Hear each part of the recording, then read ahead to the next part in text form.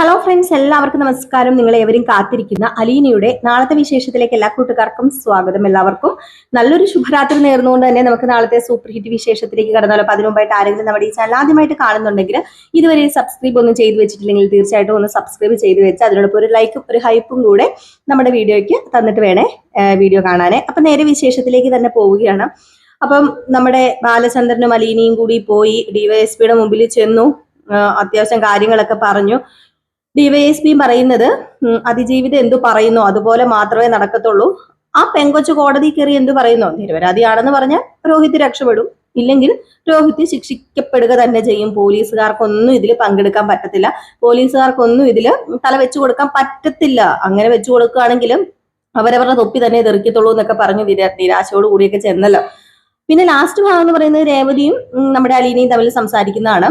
ഏതായാലും രേവതി പറയുന്നത് ചേച്ചിയുടെ ആങ്ങളെ ആയതുകൊണ്ട് ചേച്ചിക്ക് ഒരുപക്ഷെ അവനോട് അലിവൊക്കെ തോന്നി കാണുമായിരിക്കും. പക്ഷെ എനിക്ക് അവനോട് അലിവൊന്നും തോന്നില്ല. ഇനിയിപ്പോ അവൻ എന്ത് തെറ്റ് ചെയ്തില്ലെന്ന് പറഞ്ഞാലും അവൻ കാണിച്ചു കൂട്ടിയ തെമ്മാടിത്തരങ്ങളെല്ലാം നമ്മൾ കണ്ടോണ്ടിരുന്നല്ലേ, നമുക്ക് അറിയാവുന്നതല്ലേ എന്നൊക്കെ പറഞ്ഞു. ഏതായാലും ഇതൊക്കെ കഴിഞ്ഞപ്പോഴത്തേക്കും പിന്നെ കാണിക്കുന്ന സീന് നമ്മുടെ അലീന ഇങ്ങനെ ഭയങ്കര വിഷമത്തോടു കൂടി നിൽക്കുകയാണ്. അപ്പൊ കൃഷ്ണമോള് കാര്യങ്ങളൊക്കെ അറിഞ്ഞല്ലോ, നമ്മുടെ വൈജ പുതിയ വീടെടുത്തെന്നും വൈജ അങ്ങോട്ടേക്ക് താമസം മാറാൻ പോവാണെന്നും ഒക്കെ. അങ്ങനെ നമ്മുടെ അലീനയോട് കൃഷ്ണമോള് സംസാരിക്കുക. അവര് രാത്രി ഒരുമിച്ചൊക്കെ കിടക്കുകയൊക്കെ ചെയ്യൂല്ലോ, അവർ ഭയങ്കര കൂട്ടാണല്ലോ. അപ്പൊ അലീനയോട് ഇങ്ങനെ സംസാരിക്കുകയാണ്. അലീനയോട് ഇങ്ങനെ രോഹിത്തിന്റെ കാര്യം തന്നെയാണ് സംസാരിക്കുന്നത്. ഇനിയിപ്പൊ എന്ത് ചെയ്യും, ഇപ്പൊ അറിയത്തില്ലല്ലോ ചേച്ചി, രോഹിതേട്ടനെ രക്ഷിക്കാന്നൊരു പ്രതീക്ഷ ഉണ്ടായിരുന്നു, അതുകൂടെ ലാസ്റ്റ് പ്രതീക്ഷയും കൂടെ കൈവിട്ടു പോയോ, എന്താ ചേച്ചി ചെയ്യുന്നത് അലീന ചേച്ചി, എന്തെങ്കിലും ഒരു സൊല്യൂഷൻ കണ്ടുപിടിക്കുക ചേച്ചി. അച്ഛന്റെ വിഷമം കണ്ടിട്ട് സഹിക്കാൻ പറ്റുന്നില്ല, അതിലുപരി നിരപരാധിയായ എന്റെ ഏട്ടനാണല്ലോ ശിക്ഷിക്കപ്പെടുന്നതെന്ന് ഓർത്തിട്ട് എനിക്ക് ഭയങ്കര സങ്കടമാണെന്ന് പറഞ്ഞപ്പോഴത്തേക്കും, നിന്റെ ഏട്ടൻ നിരപരാധിയാണെന്ന് ആരാ കൃഷ്ണമോളെ പറഞ്ഞത്? നിന്റെ ഏട്ടൻ സത്യം പറഞ്ഞാൽ നിരപരാധിയൊന്നും അല്ല. അവന് വിചാരിച്ചിരുന്നെങ്കിൽ, അവനൊന്ന് മനസ്സ് വെച്ചിരുന്നെങ്കിൽ ആ പെങ്കൊച്ചിന്റെ ജീവിതം ഇങ്ങനെ പോവില്ലായിരുന്നല്ലോ, അതിനെ അവര് റേപ്പ് ചെയ്യില്ലായിരുന്നല്ലോ, ഇവനും കൂടെ പ്ലാൻ ചെയ്തായിരുന്നല്ലോ, ആ പ്ലാനിങ്ങിൽ ഇവനും ഉണ്ടായിരുന്നല്ലോ. ഇവന് ധൈര്യം വന്നില്ല, എല്ലാവരും പറയുന്ന പോലെ ഇവന് ധൈര്യം വന്നില്ല. അപ്പൊ അതുകൊണ്ട് തന്നെയാണ് ഇവൻ റേപ്പ് ചെയ്യാൻ കൂടാതിരുന്നത്. പക്ഷെ ഇവനോട് പോകാൻ നേരം ഇറങ്ങിയപ്പോഴത്തേക്ക് ഇവൻ എന്തോ പ്രശ്നത്തിലേക്ക് പോവുകയാണെന്ന് ഞാൻ പറഞ്ഞത്. അവനോട് എവിടെ പോവാന്ന് ചോദിച്ചപ്പോൾ പോലും അവനൊരു അക്ഷരം മിണ്ടിയില്ല. അപ്പൊ അവൻ ഇതെല്ലാം അറിഞ്ഞുകൊണ്ട് തന്നെയല്ലേ ചെയ്തത്. അപ്പൊ പിന്നെ അവൻ തെറ്റുകാരനൊന്നും അല്ലെന്ന് പറയരുത്. പിന്നെ നിയമപരമായിട്ട് നോക്കുകയാണെങ്കിൽ തെറ്റ് ചെയ്തിട്ടില്ല, റേപ്പ് ചെയ്തിട്ടില്ല. കുറച്ച് ദിവസം ജയിലിൽ കിടക്കട്ടെ, അനുഭവിക്കട്ടെ, ഇനി ഒരിക്കലും ഇങ്ങനെയുള്ള പരിപാടി ചെയ്യാൻ പാടില്ല, അപ്പൊ അതുകൊണ്ട് അനുഭവിക്കട്ടെ എന്ന് പറഞ്ഞപ്പോഴത്തേക്കും അത് പിന്നെ ഇന്ന് ബബിത ചേച്ചി ഹോസ്പിറ്റലിൽ പോയിട്ടുണ്ടായിരുന്നു അമ്മേനെ കാണാനായിട്ട്. ആണോ ബബിത ഇന്ന് ഹോസ്പിറ്റലിൽ പോയപ്പോ നീ തന്നെ ഉള്ളായിരുന്നു മോളെന്ന് ചോദിച്ചപ്പം ഞാൻ കോളേജിൽ നല്ല ഞാൻ സ്കൂളിൽ പോയിരുന്നല്ലോ. പിന്നെ ബബിത ചേച്ചി വന്നപ്പോഴത്തേക്കും എന്നോടൊരു കാര്യം പറഞ്ഞായിരുന്നു അലീന ചേച്ചി പറഞ്ഞപ്പോ, എന്ത് കാര്യം നിന്നോട് പറഞ്ഞത്? പറ.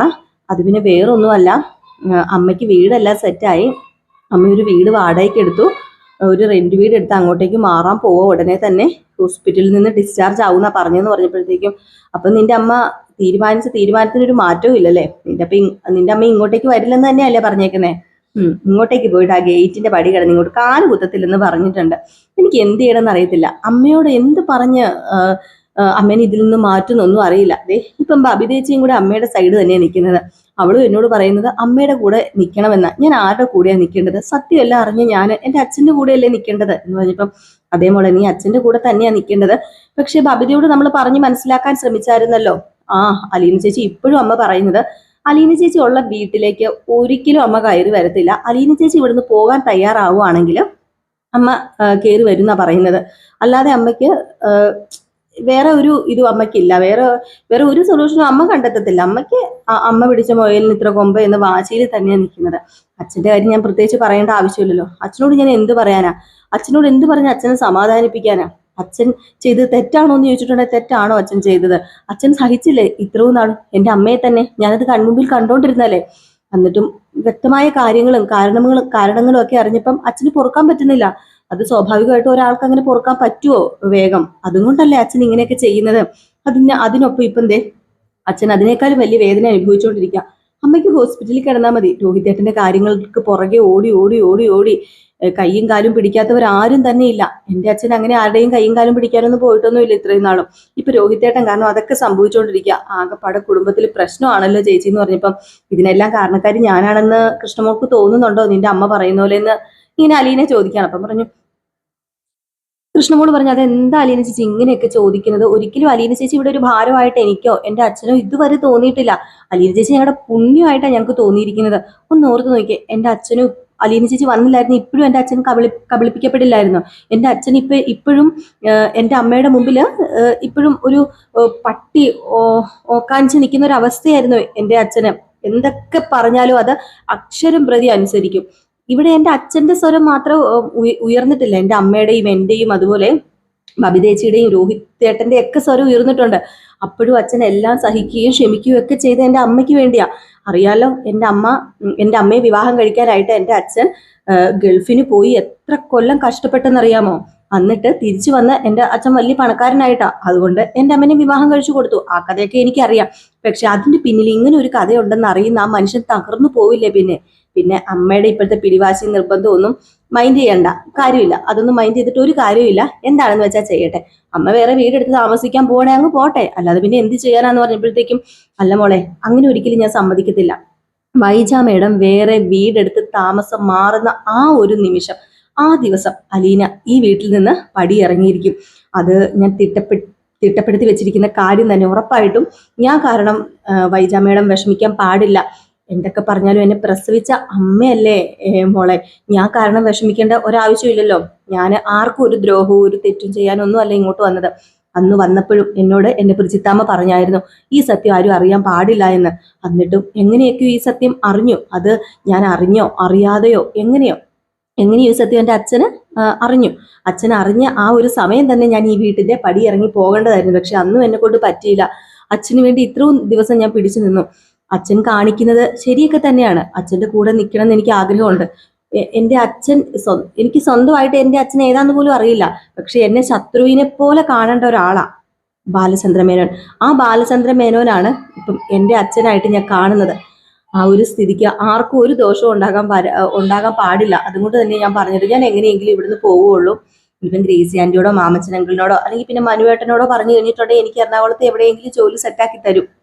ഇപ്പൊ ഹോം നേഴ്സ് ആണെങ്കിൽ ഹോം നേഴ്സ് ആയിട്ട് എവിടെയെങ്കിലും പോയി ജോലി ഞാൻ ചെയ്തോളാം. അല്ലാതെ വേണ്ട, ഈ കുടുംബം തകർത്തിട്ട് എനിക്ക് ഈ കുടുംബത്തിൽ ജീവിക്കണ്ടെന്ന് പറഞ്ഞപ്പം, ഓ അച്ഛൻ സമ്മതിക്കുന്നു തോന്നുന്നുണ്ടോ അലീന ചേച്ചീനെ വേറെ ജോലിക്ക് വിടാൻ എൻ്റെ അച്ഛൻ സമ്മതിക്കുന്നു തോന്നുന്നുണ്ടോ? അലീന ചേച്ചിക്ക് അച്ഛൻ സമ്മതിക്കുന്നു തോന്നുന്നുണ്ടോ എന്ന് വെച്ചപ്പോൾ, അതൊന്നും പറഞ്ഞിട്ട് കാര്യമില്ലല്ലോ, അതിലൊന്നും പ്രസക്തി ഇല്ലല്ലോ മോളെ, അതൊക്കെ പോട്ടെ. നിങ്ങൾ പഴയതുപോലെ തന്നെ നിങ്ങൾ ആ ഒരു കുടുംബത്തിൽ സമാധാനത്തോടുകൂടി സന്തോഷത്തോടുകൂടിയും ജീവിക്കണം. ഒരിക്കലും ആരും പറയരുത് അലീന കാരണമാണ് വൈജയുടെയും ബാലചന്ദ്രന്റെയും ജീവിതം വഴിതെറ്റിപ്പോയതെന്നും അവരെ അടിച്ചു പിരിഞ്ഞത് അലീന കാരണമാണെന്ന് ഇനി ആരും പറയാൻ പാടില്ല. പിന്നെ എനിക്ക് കുറച്ച് കാര്യങ്ങളൊക്കെ ചെയ്ത് തീർക്കാനുണ്ട്. അതൊക്കെ പതിയെ ചെയ്ത് തീർത്തിട്ട് ഉറപ്പായിട്ടും ഞാൻ ഇവിടുന്ന് പോകുമ്പോളെ ആർക്കും ഒരു ബാധ്യതയായിട്ട് ഞാൻ നിൽക്കില്ല എന്ന് പറഞ്ഞിട്ട് അലീന അങ്ങ് പോവാണ്. ഭയങ്കരമായിട്ട് വിഷമമുണ്ട് കേട്ടോ നമ്മുടെ കൃഷ്ണമോൾക്ക്. അലീനയുടെ ഈ ഒരു സാഹചര്യവും അതുപോലെ തന്നെ ബാലചന്ദ്രന്റെ സാഹചര്യവും ഒക്കെ അറിയാവുന്ന ഒരാളാണല്ലോ കൃഷ്ണമോൾ. അപ്പൊ ആ ഒരു വിഷമം കൃഷ്ണമോളുടെ മുഖത്തുണ്ട്. അലീനയെ സമാധാനിപ്പിക്കുന്നുണ്ട്. പിന്നത്തെ സീൻ എന്നൊക്കെ പറഞ്ഞാല് കോടതിയിൽ വാദം നടക്കാൻ പോവുകയാണ്. അപ്പം കോടതിയിൽ വാദം നടക്കുമ്പോൾ ഏതായാലും മൊഴിമാറ്റി പറയാൻ പാടില്ലല്ലോ.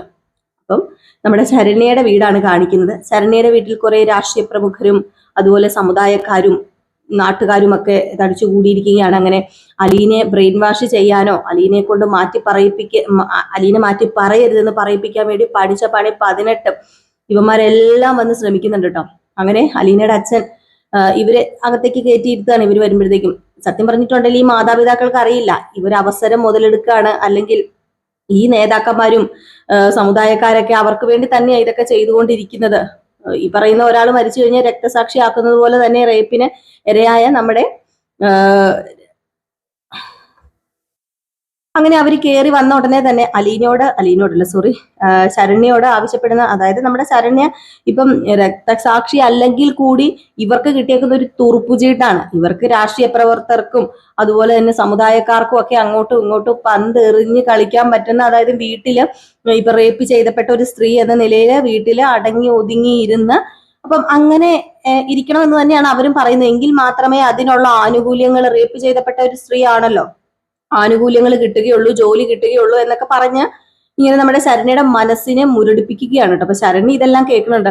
അപ്പം ഇവര് പിന്നെയും ഇവര് മാറി മാറി പറയുന്ന, നാളെ കോടതിയിൽ ചെല്ലുമ്പോഴത്തേക്കും ഒരിക്കലും 3 പ്രതികൾ എന്ന് വായിൽ നിന്ന് വീഴരുത്, അപ്പോഴും 4 പ്രതികൾ തന്നെ ആയിരിക്കണം. ബാലചന്ദ്ര മേനോന്റെ മകൻ രോഹിത്തിനെ ഒരിക്കലും പ്രതിപട്ടികയിൽ നിന്നും മാറ്റരുത്, നീ അങ്ങനെ പ്രതിപട്ടികയിൽ നിന്നും മാറ്റി കഴിഞ്ഞാൽ നീ കൂറുമാറുന്നവളാണെന്നും നീ അവസരവാദിയാണെന്നും അതുകൊണ്ട് ബാക്കി എല്ലാ പ്രതികളെ വെറുതെ വിടൂ എന്നും ഒക്കെ പറഞ്ഞ് ഇങ്ങനെ ഓരോ നുണകള് കള്ളത്തരങ്ങൾ പടച്ചുവിട്ട് ഇങ്ങനെ നമ്മുടെ ശരണ്യയുടെ മനസ്സിങ്ങനെ മാറ്റാൻ നോക്കുന്നുണ്ട്. പക്ഷെ ശരണ്യക്കൊരു മനസാക്ഷി ഉണ്ടല്ലോ, ശരണ്യക്കൊരു മനസ്സുണ്ടല്ലോ. അപ്പൊ അതുകൊണ്ട് ശരണ്യ എന്തെങ്കിലും ഒന്ന് കരുതി വെച്ചിട്ടുണ്ടായിരിക്കാം.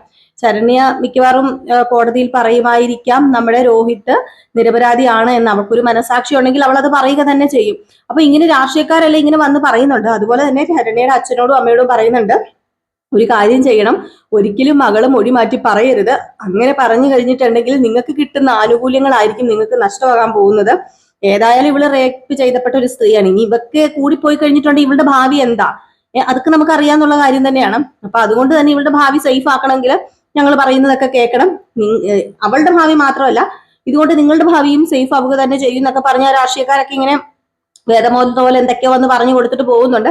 പക്ഷെ നമ്മുടെ ശരണ്യയുടെ അമ്മ ശരണ്യയുടെ അച്ഛനോട് പറയുന്നുണ്ട് കേട്ടോ, ഇതൊക്കെ ശരിയാണോ ഏട്ടാ, ഇതിന്റെ വല്ല ആവശ്യമുണ്ടോ? സത്യം തന്നെയല്ലേ നമ്മൾ തുറന്നു പറയേണ്ടത്? ഒന്ന് ഓർത്തു നോക്കിയാൽ നമ്മുടെ ഗോപുവോ അതുപോലെ തന്നെ നമ്മുടെ ഓമനക്കുട്ടനോ ഒക്കെയാണ് ഇങ്ങനെ ഒരു കുറ്റവും ചെയ്യാതെ ശിക്ഷിക്കപ്പെടുന്നതെങ്കിൽ നമുക്കത് സഹിക്കാനായിട്ട് പറ്റുമോ എന്ന് ചോദിക്കുമ്പോഴത്തേക്ക് നീ മിണ്ടിപ്പോകരുത്, നിന്നോടാരാ ഇതൊക്കെ ഇനി ആ പെണ്ണിന്റെ മുമ്പിൽ വെച്ച് എന്ന് പറയാ, നിനക്ക് എന്താ അലീനേനെ കണ്ടപ്പോഴത്തേക്ക് മനസ്സങ്ങോട്ട് അലിഞ്ഞു പോയോ? അവളിവിടെ വന്നത് എന്തിനാണെന്ന് നിനക്ക് ഇപ്പൊ മനസ്സിലായില്ലേ? അവളിവിടെ വന്ന് കാല് കുത്തിയത് തന്നെ ശരണ്യയുടെ മനസ്സ് മാറ്റാൻ വേണ്ടിയാണ്. അങ്ങനെയാണ് ഇങ്ങനെയാണ്, ആരെയാണ് ചേനയാണ് മാറയാണ് മറതയാണെന്നൊക്കെ ഇങ്ങനെ നമ്മുടെ അലീനയുടെ അച്ഛനല്ല ശരണ്യയുടെ അച്ഛൻ ഇങ്ങനെ ഓരോന്ന് പറഞ്ഞു കൊടുക്കുകയാണ്. അപ്പൊ ഇതേ സമയം നമ്മുടെ ശരണ്യക്ക് ഒരു മനസാക്ഷി ഉള്ളതുകൊണ്ട് ശരണ്യ പറയുന്നുണ്ട്, അച്ഛ ഇവരൊക്കെ പറയുന്നത് ശരിയാണെന്ന് അച്ഛന് തോന്നുന്നുണ്ടോ? ഞാന് അങ്ങനെ പറയുന്നത് ശരിയാണോ അച്ഛ? എനിക്കൊരു മനസ്സില്ല അച്ഛ, എന്നെ ഒന്ന് തൊട്ടിട്ട് പോലുമില്ല ആ രോഹിത് എന്ന് പറയുന്ന അവന്. പിന്നെ ഞാൻ എന്തിനാ അവനെ കുറ്റക്കാരനാക്കുന്നത്? ഒരിക്കലെങ്കിലും എനിക്ക് സമാധാനം കിട്ടുമോ? എനിക്ക് സമാധാനത്തോടു കൂടി ജീവിക്കാൻ പറ്റുമോ? ഒരു നിരപരാധിയെ ശിക്ഷിച്ചിട്ട് എനിക്ക് കിട്ടുന്ന ആനുകൂല്യങ്ങളും എനിക്ക് കിട്ടുന്ന സൗഭാഗ്യങ്ങളും ഒക്കെ എനിക്ക് എന്തിനാ, അതൊക്കെ എനിക്ക് ആസ്വദിച്ച് അനുഭവിക്കാൻ പറ്റുമോ എന്ന് ചോദിക്കുമ്പോഴത്തേക്കും, നീ നാണക്കേട് ഉണ്ടാക്കി വെച്ചതും പോരാഞ്ഞിട്ട് ഇനി നീ ഞങ്ങൾക്ക് നാണക്കേട് ഉണ്ടാക്കി വെക്കാൻ പോവുകയാണോ? നീ അവൻ നിരപരാധിയാണെന്ന് പറഞ്ഞു കഴിഞ്ഞിട്ടുണ്ടെ നീയും ഞാനും അടക്കം നമ്മളെല്ലാവരും സഹിതമായിരിക്കും തൂങ്ങാൻ പോകുന്നത്. ഇനിയും നീ ഞങ്ങൾക്ക് നാണക്കേട് ഉണ്ടാക്കി വെക്കണോ? നീ മാത്രമല്ല ഈ വീട്ടിലുള്ളത്, ഞങ്ങള് നാല് ജീവനും കൂടി ഉണ്ട് ഈ വീട്ടില്. അതെന്തേ നീ മനസ്സിലാക്കാത്തത്? നിനക്ക് തോന്നിവാസം കാണിച്ച് നീ എന്തേലും ഒക്കെ ചെയ്തു വെച്ചിട്ട് അതിന്റെ പുറകെ ഇപ്പൊ ഞങ്ങളും കൂടിയിട്ട് ഞങ്ങളിട്ട് വട്ടം ചുറ്റിക്കരുത്. പറയുന്നത് മര്യാദയ്ക്ക് അനുസരിച്ചോണം, പറയുന്നത് അതേ പടി തന്നെ ചെയ്തോണം. അല്ലാതെ കോടതി ചെന്ന് കോടതി ചെന്ന് വാക്ക് മാറ്റാനോ വല്ലോ നിന്ന് കഴിഞ്ഞിട്ടുണ്ടെങ്കിൽ നോക്കിക്കോ, എല്ലാം ഈ വീട്ടിൽ കെട്ടി തൂങ്ങി ചാകും. നിന്റെ കൺമുമ്പില് ഞാനും നിന്റെ ആങ്ങളമാരും നിന്റെ അമ്മയും അടക്കം കെട്ടിത്തൂങ്ങി ചാവുകയുള്ളൂ. അതുകൊണ്ട് മര്യാദയ്ക്ക് ഇരുന്നോണ്ടെന്നൊക്കെ പറഞ്ഞ് ഭീഷണിപ്പെടുത്തുകയാണ്. ഏതായാലും ഇത് കേട്ട് കഴിഞ്ഞപ്പോഴത്തേക്കും നമ്മുടെ ശരണ്യക്ക് ഉത്തരം മുട്ടിപ്പോയിട്ട്, ഉത്തരം മുട്ടുന്നതല്ല, ശരണ്യ എന്ത് പറയാനാണ്. അപ്പം വല്ലാത്തൊരു സിറ്റുവേഷനിലാണ് ശരണ്യ. അങ്ങനെ കോടതിയിൽ നമ്മുടെ ശരണ്യ ഹാജരാകാൻ പോവുകയാണ്. അങ്ങനെ കോടതിയിൽ ശരണ്യ മാത്രമല്ല രോഹിത്തും ഹരിയും അതുപോലെ 2 കൂട്ടുകാരന്മാരും വരുന്നുണ്ട്. അവര് മാത്രമല്ല നമ്മുടെ ബാലചന്ദ്രനും ഒക്കെ ചെല്ലുന്നുണ്ട്. ബാലചന്ദ്രന്റെ കൂടെ അലീനയും കൂടി കോടതിയിൽ പോകുന്നുണ്ട് കേട്ടോ. ഏതായാലും കോടതിയിൽ ചെന്ന് കഴിയുമ്പോഴത്തേക്കും നാടകീയമായ കുറെ മുഹൂർത്തങ്ങൾ അരങ്ങേറും. അതൊക്കെ നമുക്ക് കാത്തിരുന്ന് തന്നെ കാണാം. അപ്പൊ എല്ലാവരും കാത്തിരിക്കുക. നമ്മൾ രാവിലെ എന്നും ഫുൾ വിശേഷവുമായിട്ട് വരുന്നുണ്ട്. ഇന്നും രാവിലെ ഫുൾ വിശേഷം ഇട്ടിട്ടുണ്ടായിരുന്നു. നമ്മൾ വിത്ത് ഡയലോഗ് സഹിതമാണ് ഇടുന്നത്. എന്നും രാവിലെ ഫുൾ വിശേഷം ഇടുന്നുണ്ട്. ഒരു 7:30-8 മണിയോടൊക്കെ കൂടിയാണ് നമ്മൾ വിശേഷം ഇടാറുള്ളത്. രേവതിയുടെയും സച്ചിയുടെയും കഥയും നയനിയുടെയും ആദർശിന്റെയും കഥയും നമ്മൾ മെയിൻ ചാനലായ ജിൽജിൽ ചിന്നുവിലും ചെയ്യുന്നുണ്ട്. അപ്പൊ അതൊക്കെ കണ്ടിട്ട് എല്ലാവരും സപ്പോർട്ട് കാണുന്നവരാണെങ്കിൽ, നിങ്ങൾക്ക് ഇഷ്ടം കാണാൻ നമ്മുടെ വീഡിയോസ് ഒക്കെ ഇഷ്ടം ഉണ്ടെങ്കിൽ, താല്പര്യം ഉണ്ടെങ്കിൽ എല്ലാവരും നമ്മുടെ വീഡിയോസ് ഒക്കെ കണ്ട് ഒന്ന് സപ്പോർട്ട് ചെയ്യാം കേട്ടോ. നെഗറ്റീവ് ആണെങ്കിലും പോസിറ്റീവ് ആണെങ്കിലും കമന്റിലൂടെയൊക്കെ എല്ലാവരും അഭിപ്രായങ്ങളൊക്കെ അറിയിക്കണേ. നെക്സ്റ്റ് വീഡിയോ ആയിട്ട് കാണാം. അതുവരെ എല്ലാവർക്കും ടാറ്റ ബൈ ബൈ. പിന്നെ ഉണ്ടല്ലോ, ഹൈപ്പ് ചെയ്യാനും ലൈക്ക് ചെയ്യാനും മറക്കരുതേ.